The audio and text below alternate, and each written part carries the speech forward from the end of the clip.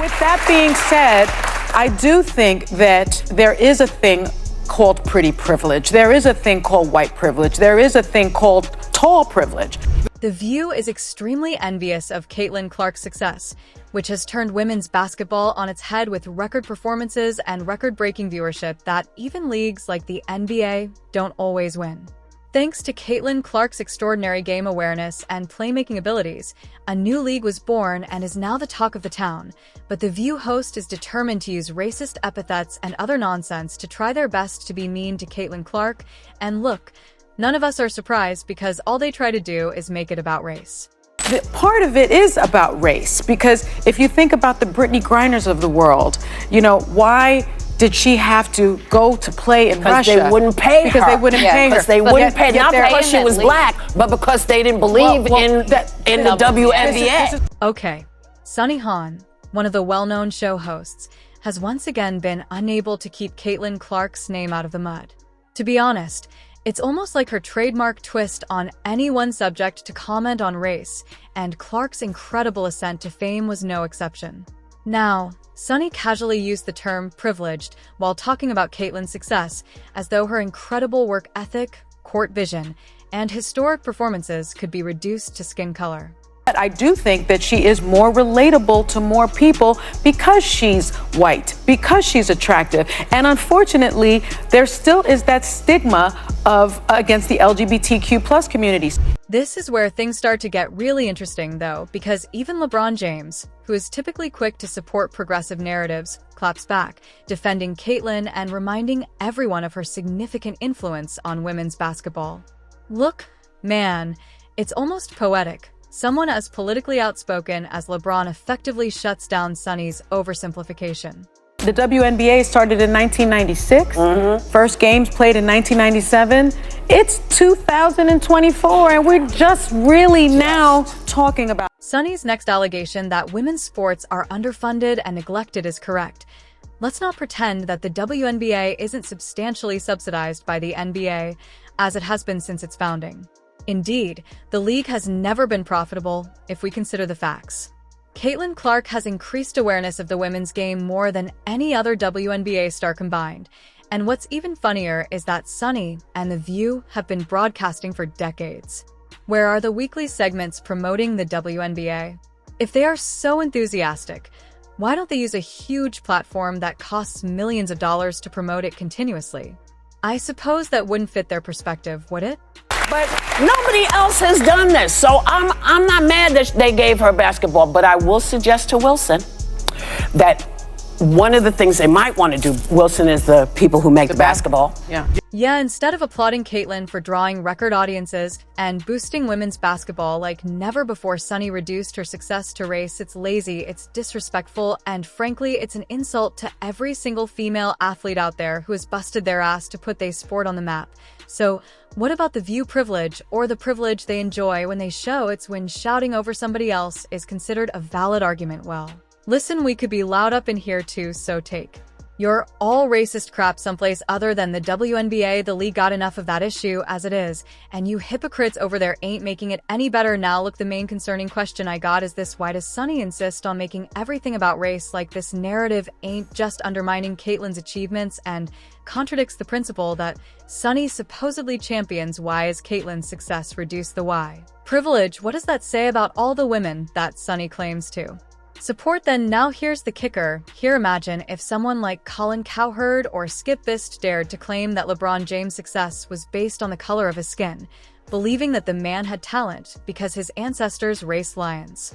You can only imagine the immediate, vicious, and rightfully damned backlash that would ensue. After all, everyone knows that sports performance isn't determined by identity politics, but rather by numbers, statistics, and unadulterated talent. Many people may recognize that Clark is a generational talent and not simply another athlete, but I suppose that doesn't offer Sunny any more views because The View does. Advice to Caitlin, and my advice to anyone that comes in with this, this level of like notoriety, out of this world expectation. When LeBron supported Caitlin on JJ Rex's podcast, he admitted this and stated, I'm rooting for Caitlyn because I've been in that seat before. I've walked that rad before, coming from someone who understands what it's like to be constantly watched. LeBron's backing says it everything. He recognizes that skill transcends politics, racism, and whatever other noise people like Sonny like to make. But I'm rooting for Caitlyn because I've been in that seat before. I've walked that road before. I hope she kills. I hope Aaliyah Boston does amazing. I hope they do great. When it comes down to it, Caitlyn's journey is also very similar to LeBron's. Both have endured unending criticism for their choices, their playing styles, or even outside commentary, but they unquestionably remain committed to their art and leave behind enduring legacies. Not only is Caitlyn shattering records, but she is also breaking barriers. Her influence on women's basketball is unmatched, and even detractors like Sonny cannot dispute that. Wait, but they can since Caitlyn is a white girl, right? One thing that I love that she's bringing to her sport, more people want to watch. More people want to tune in. I saw for the first time that they had a chartered plane. Let's take a moment to discuss statistics since, in contrast to opinions, they are truthful. According to Fox executive Michael Neville, Caitlyn Clark has broken records in both college and the WNBA. She has set franchise records, made history as the fastest WNBA player to reach milestones, and even brought record-breaking viewership to her games, with an average of 1.2 million viewers, nearly 3 times the average WNBA game. So that's not privilege, that's power. I don't want to call it hatred, but there's definitely like a dislike or vitriol coming her way towards older players. And see that her influence isn't simply on television. Caitlyn performs audience doubles in an arena. As LeBron correctly pointed out, Caitlyn's success has even resulted in the WNBA offering charter flights for the first time in history. According to AP reporter Tim Reynolds, her games often draw 16,000 fans as opposed to 8,500 for non-Caitlyn games. She's had more 30-point games than anyone in the past 25 years. Yeah. Okay? She holds a single season 3-point record for women. She's the Big Ten's all-time leader in assists. Look, Guy, Caitlyn and other athletes do more than simply participate in their sport. They transform it. The NBA became a worldwide sensation thanks to Michael Jordan. Tennis was transformed by Serena Williams. Ronda Rousey popularized female MMA. For women's hoops, Caitlyn Clark is doing the same fucking thing. Now, this is about greatness, not race. If anything, sports are better when we let athletes' performances speak for themselves when they're out there busting their chops on that court trying to prove who's better when they rush in lanes when they're making threes. Caitlyn is a once-in-a-generation player whose talent and determination have elevated her entire game. Is that racial resentment can still be found in professional sports. It's just that it goes in the opposite direction. And nowhere is that more evident than the league that, until recently, nobody ever talked about, much less watched, the WNBA. Sports have always been a place where people can break down barriers and challenge conventions, but the dynamics surrounding Caitlyn Clark seem to have exposed something uglier and nastier lurking beneath the surface. For instance, during the third quarter of last season's game between Clark's Indiana Fever and the Chicago Sky, Kennedy Carter of Chicago made a hip check that wasn't just unnecessary, it was flat out deliberate. There was no ball in play, no strategy could justify it. It was a blah. Kennedy Carter now with 12. But it was a rough night for Caitlyn Clark and the Indiana Fever. Last night, she only scored 3 points and a blowout loss to the New York Liberty. As if the courtroom antics weren't enough, Carter fueled the flames on social media by liking posts that praised her behavior. One post even urged her to see Caitlyn again, but liking tweets doesn't necessarily indicate guilt.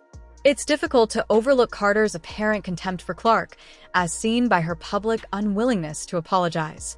This girl has pumped life into the WNBA, which nobody was talking about the WNBA just in a joking manner. She has made the WNBA and they hate it. What's the girl, PBD? Look, man, this whole nonsense is just crazy. Reese used this comment to center herself, and Clark responded graciously. She didn't take offense or add to the drama.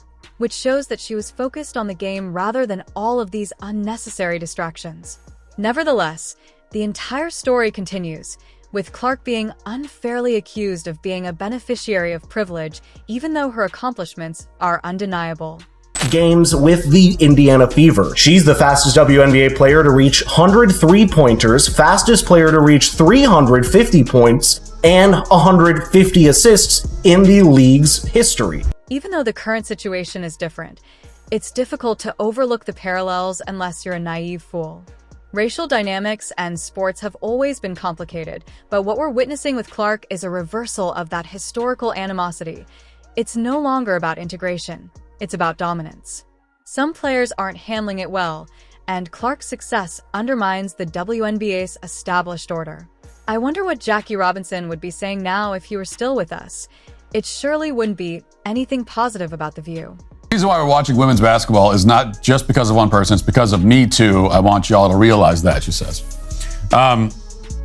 Now, that's obviously not true. In fact, it's extremely easy to prove that it's false. Look, Clark has been significantly ahead of Reese even when it became known that her games were selling out, that fans were waiting in line for autographs, and that her team was relocating to bigger venues to meet demand.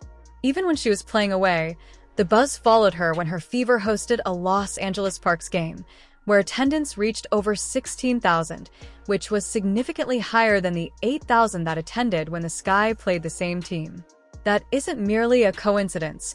Rather, it's Evie. You watch all this, it's obvious that there's some jealousy at play. A league full of terrible basketball players with no moral character will naturally become deeply uncomfortable when a good player finally arrives. Whether you like it or not, man, the WNBA is currently at a turning point. The rise of Caitlin Clark offers a special chance to expand the sport and attract new fans, but all of the internal opposition she is encountering could undo that progress. Rather than uniting behind one of the best players women's basketball has ever seen, the league runs the risk of offending fans with these needless controversies. You know, these wonderful athletes that are also have these sparkling personalities cause you to be interested in a sport you wouldn't normally be interested in. Why can't we celebrate the achievement of an athlete? Athlete appearance, according to the findings, Clark was linked to 1 out of every 6 tickets sold at WNBA games in 2024. Local TV viewership for the league also rose by 300%, with games involving the Indiana Fever accounting for 45% of the broadcast value. With Clark at the forefront, the league's merchandise sales have increased by 500%, and her impact has been felt even more in Indianapolis. Although it may not be as much as the $400 million made by the NBA All-Star Game, Brewer thinks that her arrival has boosted the city's economy by more than $36 million in the first year. This is a significant increase for a single player in a single year. I'm glad that Caitlin has a great head on her shoulder. She seems like it. I don't think I've ever met her. I don't think I've met her before, but it seems like everything is going to be great for her because she's a great talent. She seems like a great gal. However, despite that impact, Clark is unlikely to receive compensation that accurately reflects her value as a WNBA player. Nevertheless, she has secured a number of high-profile endorsement deals, including a $28 million partnership with Nike, which will help offset this discrepancy. I believe that's where the real drama lies for all of these veterans in the game who are wondering why they aren't getting deals, why they aren't getting comp shoes, and why they don't have people trying to sign merchandise with them. I believe that's the cause of many problems with the WNBA, but that doesn't excuse Sunny on The View. She is just a racist man who despises everyone. Let me know what you think in the comments section below. Don't forget to subscribe, and I'll see you in the next episode.